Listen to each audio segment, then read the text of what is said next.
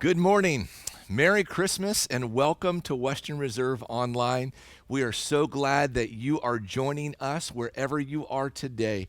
My name is Jason and I'm the lead pastor here at our church, and I just want to welcome you. It's my privilege to do so and to welcome you to this series. We're in this series called Certain Uncertainty, and we're dealing with here in the Christmas season this topic of fear and anxiety. And I want to invite you to go back to the 2 previous weeks as we've unpacked some pretty important things, relational fear and just simply fear overall. And today what I want to do is I want to talk with you about what I would term as spiritual fear. Now, you may not think that you have spiritual fear, and I many times don't think that I do, but the more deeply I look into my walk with God, I find myself so many times acting more in fear when it comes to faith than I do the boldness of my faith. And so I want to unpack that with you here today. Now, I've learned a few things as I've walked with God for a long time. I've learned even more as I've pastored for almost 25 years. Crazy. It comes out of a truth statement. Let me give you a truth statement, then I'll tell you what I've learned. The true statement is all of us have equal opportunity to both know God and to walk with God.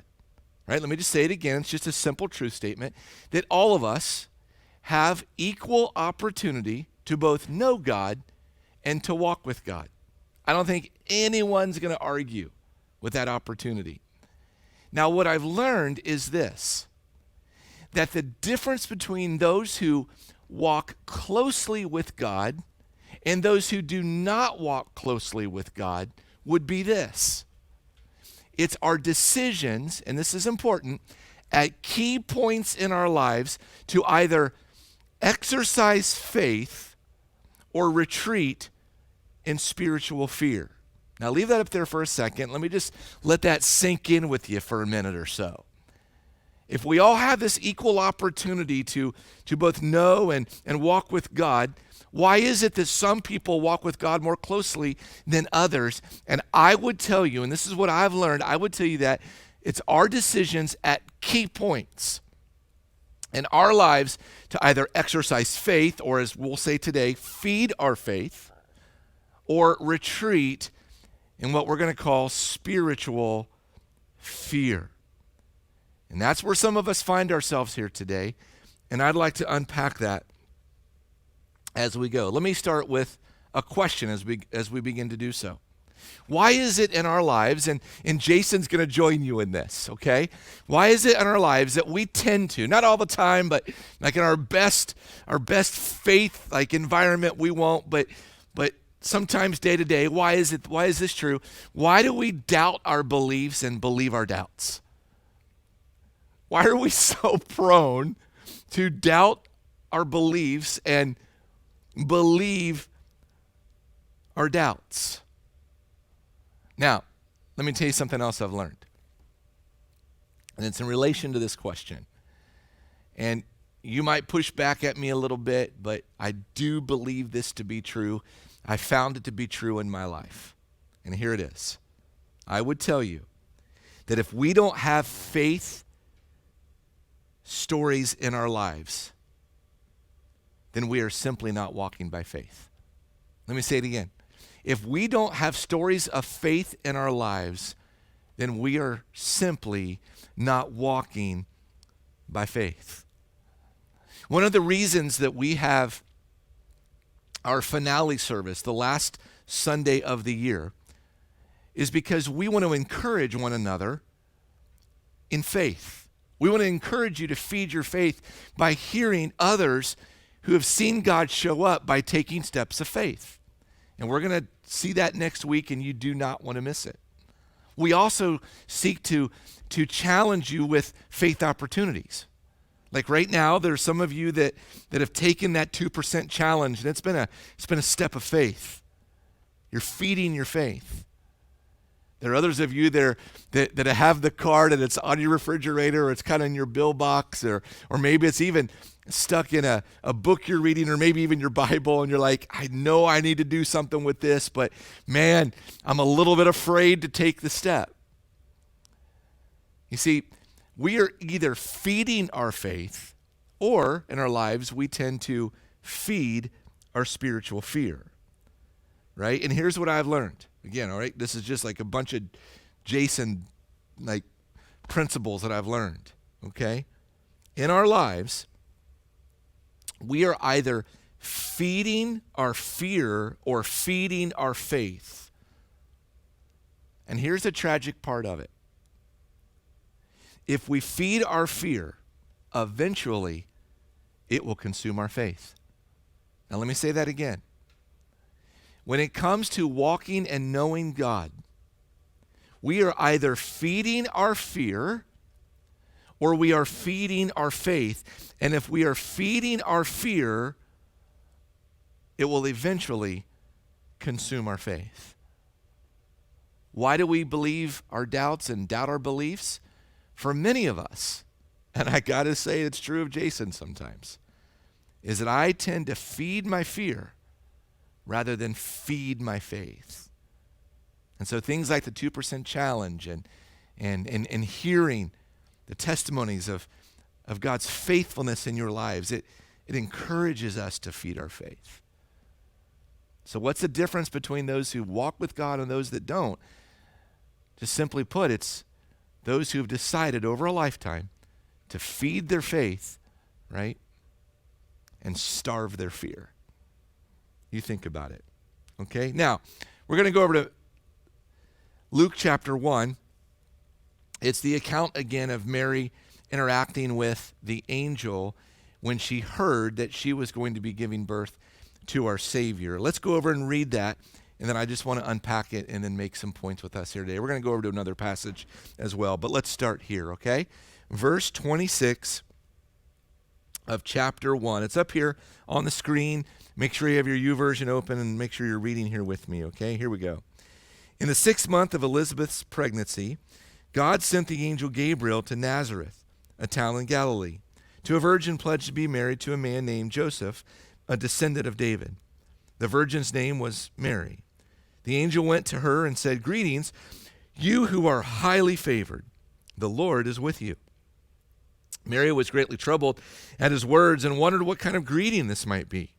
But the angel said to her, "Do not be afraid, Mary. You have found favor with God. You will conceive and give birth to a son, and you are to call him Jesus. He will be great, and he'll be called the Son of the Most High. The Lord God will give him the throne of his father David, and he will reign over Jacob's descendants forever. His kingdom will never end." "How will this be?" Mary asked the angel, "since I am a virgin?" The angel answered, "The Holy Spirit will come on you, and the power of the Most High will overshadow you. So the Holy One to be born will be called the Son of God. Even Elisabeth, your relative, is going to have a child in her old age, and she who was said to be unable to conceive is in her 6th month. For no word from God will ever fail." And here inserts where we see Mary feeding her faith. "I am the Lord's servant," Mary answered. "May your word to me be fulfilled." And then the angel left her. And I want you to see that. That's why I've underlined it and put it in italics.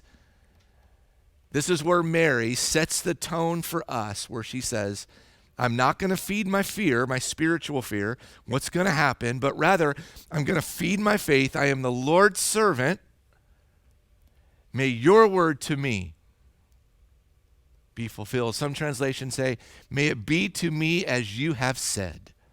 In other words, God, I belong to you. I'm following you, and I'm going to walk in faith.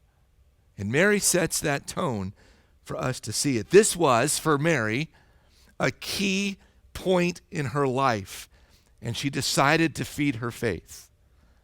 This is what Vernon Higaki, a stakeholder in our church, taught me was a blue chip moment. It happened for Mary, and a blue chip moment is a key point in your life that causes the trajectory of your life to change. It's a key point. And Mary decided at this key point in her life to say, I belong to you, God. I'm a kingdom person. And I don't want to feed my fear. I want to feed my faith. I want to walk with you. Now, the first thing that we see Mary doing in feeding her faith is that she began to act confidently in the ability of her God. Let me say it again. She began to act confidently in the ability of her God. When my kids were little, we had a couple things that we did with my son when he was little. We would wrestle all of the time. And we had this thing that we would do where Caleb would get on top of me. I'd be on my back, and he would climb on top of me, and he would straighten out his arms, and he would straighten out his legs, and I would just bench press him above me. He was just suspended in the air. I had complete control. I could have just made that a bad day for him, but he trusted me. My daughter would do this thing where she would run up to me and she would grab both of my arms like this, and then she would climb up my torso, and while I held her, she would do a backflip and land on her legs. That could have ended badly as well, but both of my children trusted in my ability to sustain them and keep them from harm. That's exactly what Mary was doing. Socially, for her to be found pregnant before she was legally married because she was betrothed to Joseph, but before they actually took up living together as husband and wife, to be found pregnant was a terrible offense in that day. And so socially, this was going to end bad. But she believed that her God would catch her. She believed in his ability, and she acted confidently as a result. May it be to me as you have said. And it leads us to a simple yet transformational question when it comes to our spiritual fear. Do you believe that God can do what he says he can do? Do you believe that God can do what he says he can do? For some of us, this is a key point in our lives. Now, I want to take you over to Matthew chapter 9. And we see this illustrated in a story when Jesus interacted with a couple of blind men. Let me just go over to verse 27, chapter 9 of Matthew, and read these verses. Listen to this. It's up on the screen for you. As Jesus went on from there, two blind men followed him, calling out, "Have mercy on us, Son of David." When he had gone indoors, the blind men came to him, and he asked them, this is Jesus speaking, of course. How do we know it? Because it's in red. That was a joke. Okay. Do you believe that I am able to do that? Do what? Heal you. Do you believe that I'm able to do it? Same question I just posed to you. Do we believe that God can do what he says he can do? He posed the question to these blind men. Yes, Lord, they replied. Then he touched their eyes and said, according to your faith, there's our word, let it be done to you. And their sight, verse 30, was restored. Now, what I want to do is just for a few minutes, I want to unpack these verses and help us see what it means and what the result is for us to have confidence in the ability of God, like Mary illustrated and these blind men illustrated. Let's take a look at this. So, confidence in God's ability includes several things. Number one, if you're taking notes, it's faith that believes when it doesn't see. Now, that's a really easy concept to preach, but it's a pretty difficult concept to live out. But confidence in God's ability is faith that believes when it doesn't see. One of the most famous Bible verses known to man maybe right next to John 3:16 would be Hebrews chapter 11, verse 1. Look at what it says. This is the New Living Translation. Faith is the confidence that what we hope for will actually happen. It gives us assurance about things we cannot see. So, what is faith? Faith is the confidence that what we hope for will actually happen. Now, with that statement there from the writer of Hebrews, go back to verse 28 of chapter 9 in the book of Matthew from our text here. It says, when Jesus had gone indoors, the blind men came to him and he asked them, "Do you believe that I'm able to do this?" They said, notice this, "Yes, Lord, we do." They had confidence that what they hoped for would actually happen. See it?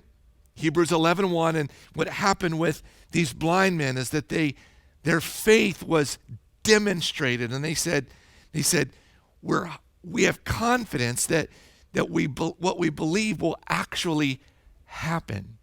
They exercised faith, right? But here's the funny thing. They literally, as blind men, couldn't see it. They literally couldn't see it, but they believed it could actually happen. Do you believe? Do I believe? Do we believe as a church that God can do what he says he can do? Do you believe that God can heal a broken marriage? Do you believe that God can help a wayward child? Do you believe that God can do a miracle in your body? Do you believe that God could work in you to forgive others, including parents and friends that have hurt you badly? Do you believe that God can work in you, and this may be the biggest one, to forgive yourself for the things that you've done in your past? Do you believe that God can heal you of past hurt? Do you believe that God can do what he says he can do? It's the question that Jesus posed to the blind men. And they decided to feed their faith. They decided to act in hope for what could actually happen because they trusted in God's ability. It was faith when they couldn't see it. Do we believe that God can do what he says he can do? You know, when I think about our church in this season, we've been, pardon me, we've been forced to take risks that we never would have taken if all of this craziness wouldn't have happened. I feel like, I forget who I was telling this, but I feel like these two blind men who are chasing behind Jesus, saying, "Hey, Jesus, hey, would you tell me what to do here? Would you fix all of this? Because I'm just not sure what to do. I'm completely without sight of what to do in my future." Right? It's kind of how I feel as a pastor during this time. In fact, I'll tell you this. I've been here at our church for 24 years. And in 24 years, we had canceled church 3 times due to weather. We literally couldn't get into the parking lot. In 2020, we've suspended services for 16 weeks. Now, you talk about a crazy, like, what's going to happen next? I can't see the forest for the trees kind of situation. That's what God has allowed us to be in right now. We feel kind of blinded. It's interesting, though, as I think about this context, I remember back to to a moment, some moments, I should say, as a leader, as your pastor, when I was trying to think through, God, what do you have for us in the years to come? And this has been about 2 years now. About 2 years ago, as I was seeking the Lord, I was probably out mowing the lawn, or I was out working outside doing something, or driving my car or something. That's kind of where the Lord gets a hold of me. Is that God just spoke in my spirit, and he just said, listen, Jason, don't be afraid to let the church change. I have the ability, the church belongs to me, and I want you to trust me to let it change. And I was moved in my spirit to transition this church to a place that, simply put, reflected how the early church operated. Now, what do I mean by that? It was an intentional effort to lead people to not just fill gaps and just do little things. Those things are important, but actually empower people in large ways, in places that maybe in the past we would hire. But rather, what if we equipped people and allowed you to lead it? And I believed in my heart that the gifting and the talent was in the church. And so we began to pursue it. It was a step of faith. Well, right about that time, God brought the D'Angelo family to WR. They had been here for a while, but we realized the resource that was sitting in Pastor Mickey. And Pastor Mickey stepped up and now is a bivocational pastor. Only God could provide that. And as we fed our faith, he supplied. I remember when, just over a year ago, when Josh Allen was led by the Lord to go plant a church, God had Brian McMahon step up to the plate and lead. Now, I didn't know the true depth of heart of ministry of Brian until all of this began to happen. Now, Brian wouldn't want me to tell you this, but I love talking about the faith of our people. He and Sarah and the boys were over at our house because they're like family to us, and they were. We were eating in our back patio, and Brian was going through some transition, and he was telling the story. He says, when it comes to me working, he said, I enjoy what I do. It's fine. He said, but really, I see my work as an opportunity to free me up to pursue what I really believe God has given me passion to pursue. First, his family, his marriage and his children, and second, the ministry here in this church. And as God led Josh to another ministry venture, God was bringing up Brian to be bivocational and to lead and to serve in our worship ministries as our worship, in all truest sense, our worship pastor. It's amazing. And I go back to that day, and I remember God saying, don't be afraid to let the church change. There are people that are ready to lead. You keep investing in them and allow me to do what only I can do. I think of our worship and our production people, primarily right now, our production. We're completely virtual right now. Now, this doesn't happen by just flipping on a switch. It takes incredibly gifted people to do this. And the people that are leading this right now weren't leading this 3 years ago. People like Christy Biasi and Brian Rex, and I'm sure there are others behind the scenes that are doing what God has gifted them to do. And if they weren't doing it, we wouldn't be doing what we're doing. You see, I see these people, and I go back to that day where God was saying, let the church change. I have it. Trust in my ability. You can't see it yet, but it's my church, and I'm going to grow it. I love that. And I love those stories. And I could keep talking, but I won't. Do I trust God?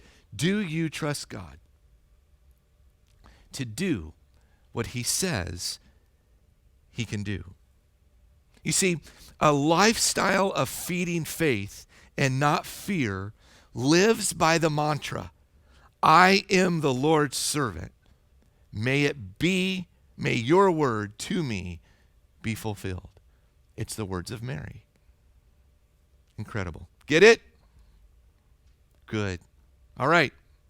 Confidence in God's ability also includes the second thing. Faith that persists when nothing changes. Like, this is a really fun one to preach. But these last two I'm going to talk about, they're a little bit harder. I want to tell you that. But confidence in God's ability includes faith that persists when nothing changes. I think some of the biggest crises of faith that we have is when we're praying and praying and praying and praying and it doesn't seem to change.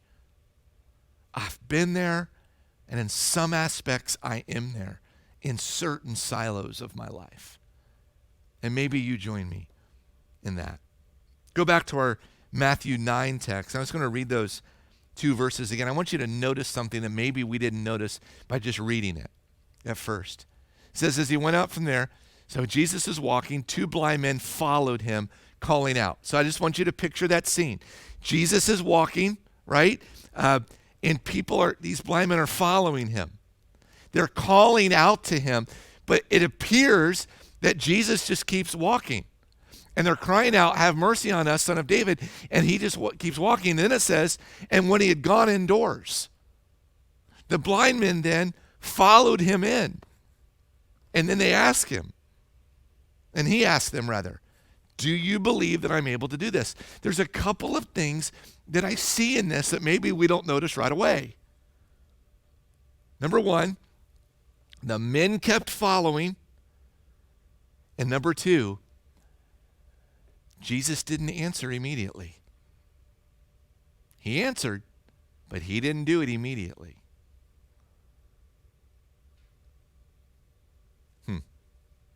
You think about it.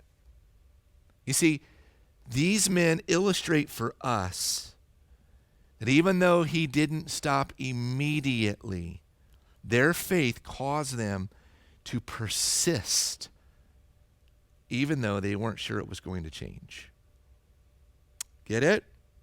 Now, hop over to Luke, just a few chapters over in chapter 18 of Luke, and I want us to look at another story. This is huge for us as we're talking about spiritual fear. And I want to look at verses 1 through 8, okay? And then we're going to make some comments about it, all right? Under this idea that faith persists when nothing changes. Listen to this story. It's a parable, the parable of the persistent widow. Then Jesus told his disciples a parable to show them that they should always pray, and here it is, not give up, even when things don't change.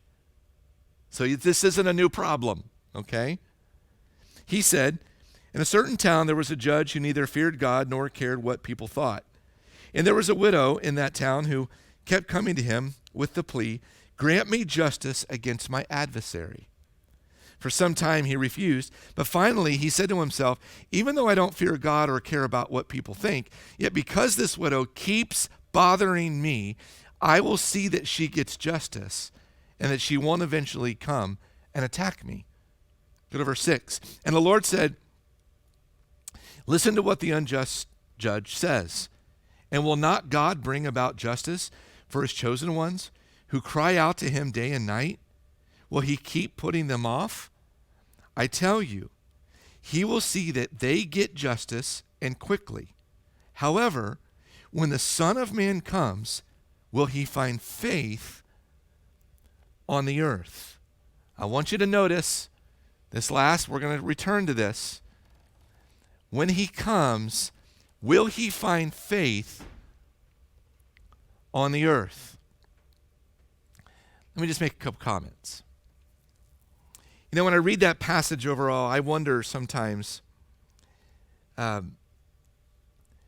if I'm willing to wear myself out before the Lord. And I wonder sometimes if you're willing to wear yourself out before the Lord. And frankly, I think that I wear out, and maybe you do too, before God ever thinks of wearing out. And just like you, there are just a couple things in my life that I have been praying for in my life for the tune of about 10 years. How about you? My prayers, if I'm very honest, seem to sound the same.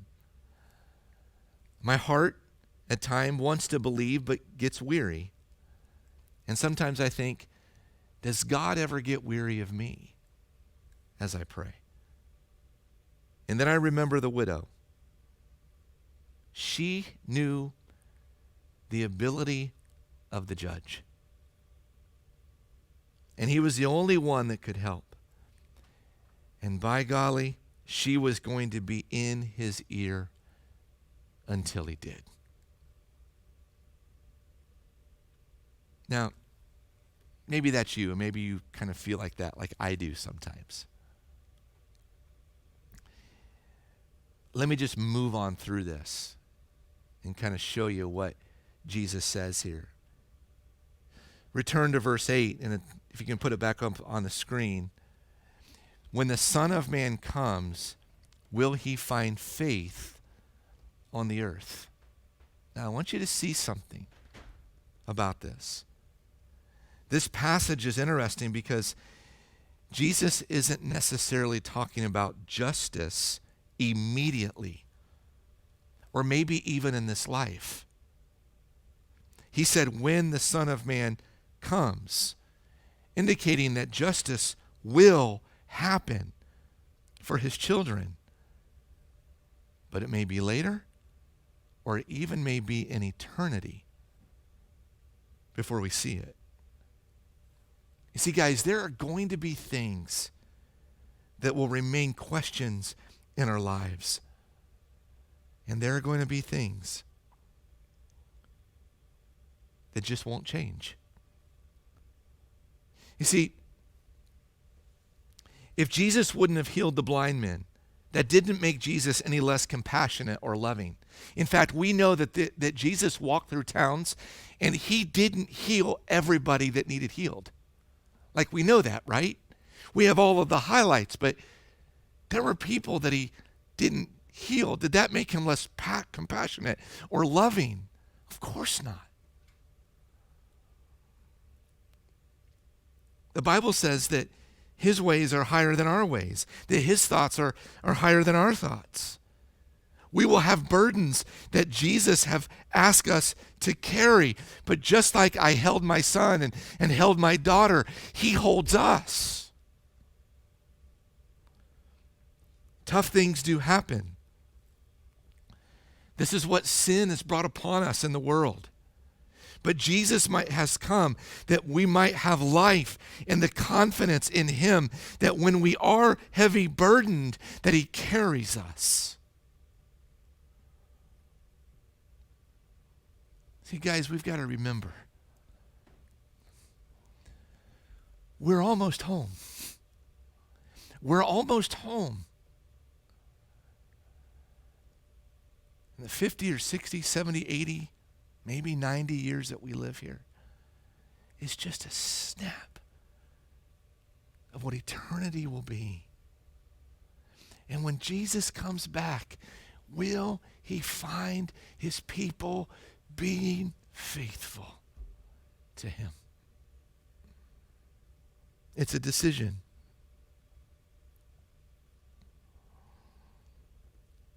God, will I keep asking?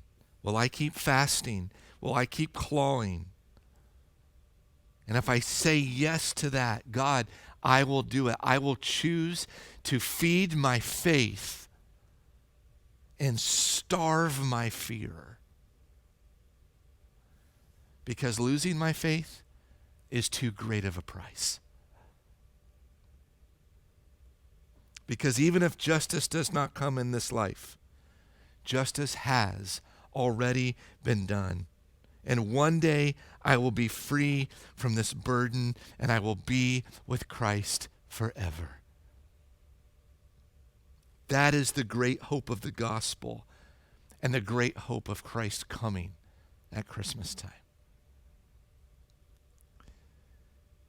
And so confidence in God's ability is faith that persists when nothing changes. And the last one is confidence in God's ability includes faith that works when it doesn't make sense. That's feeding faith. It's feeding faith. Let me talk to you about faith and hope. Talked to you about faith a little bit already, but what is hope? Hope is this internal confidence that Jesus brings to every follower of him. We have hope of eternity, hope of his provision, hope of his work, hope of his justice. And because he came and he died and he became sin for us, we have eternal hope. Faith is a demonstration of the hope that we have in Jesus as the one who has both the authority and the ability over all things and in all things. Abraham had this. Abraham actually demonstrated his faith by offering his son Isaac on the altar. James talked about this over in chapter 2, verse 22. He said, you see that Abraham's faith and his actions were working together, and his faith was made complete by what he did. This isn't talking about salvation. It's talking about a demonstration of the confidence and the ability of his God. And so his faith and his actions were working together. Hope realized and faith demonstrated. He decided to feed his faith, not retreat in spiritual fear.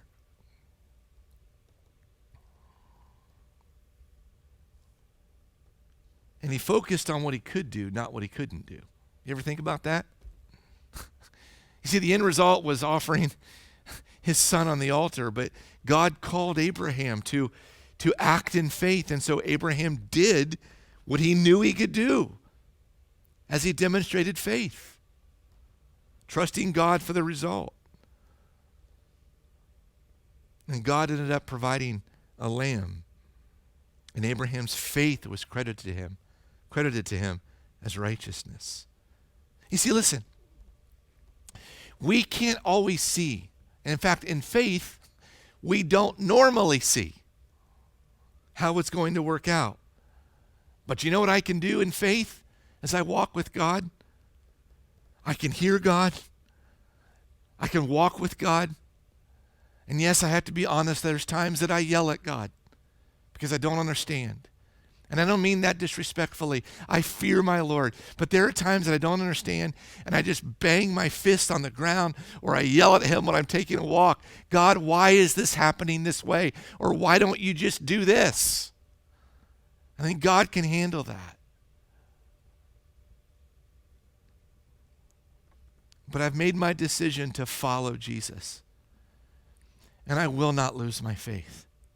Because walking in this life without my faith in Jesus is much scarier than walking through the unknowns of life without my faith in Jesus.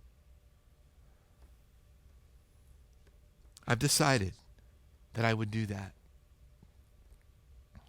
because I know that's a step of faith that I can take. I'm going to do what I know I can do. And so for you during this pandemic, you got to do what you know you can do, right? You can't pay your bills today, but you got to keep seeking Jesus. And maybe you need to sell everything you have. Don't sell your kids. It's tempting sometimes. No. But, right? Whatever you could do, you already got to do to make it. You can't change your spouse, but you can love them as they are and believe for a miracle. You can't heal the cancer, but you can change your diet. You can go to the best doctor, and you can gather your life group to pray. You have burdens that God's given you for things beyond this place. burdens in the world maybe for human trafficking or the unborn or underprivileged kids. And you can't do everything, but you can do something. And you can believe big, but you got to start small. And taking your next step of faith to feed it so that you are intentionally starving your fear. You see, we need to remember something. We don't have faith in faith. We have faith in the faithfulness of God. Oh, that's good. You might want to write that one down. We don't have faith in faith, but we have faith in the faithfulness of God. And with that, we can say, I believe God can. I even believe God will. But even if he doesn't, I still believe.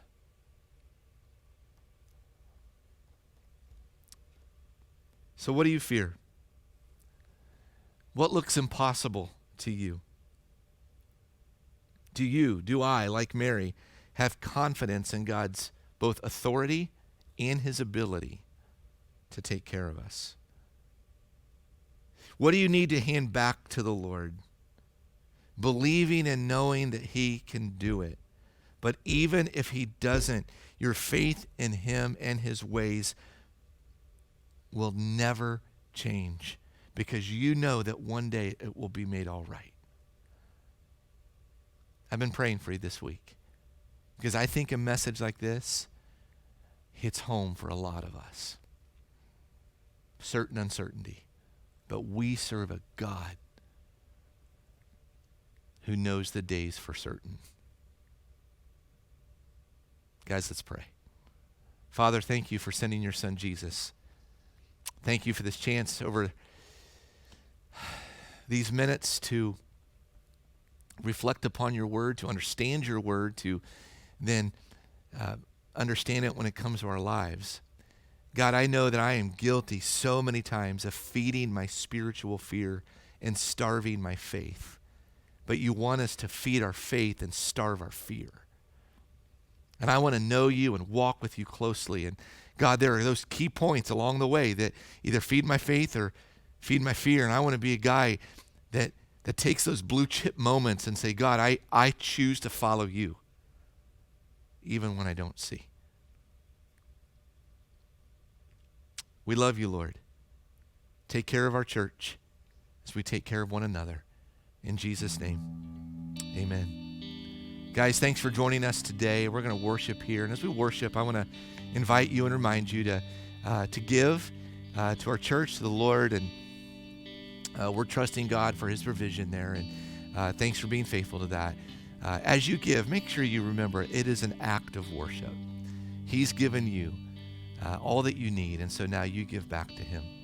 If you've not turned in your 2% card, I want to invite you to do that. And let's trust God together in this big step of faith. Guys, I love you. God bless you. Merry Christmas. And we'll see you for Christmas Eve services and then next week for our finale. God bless.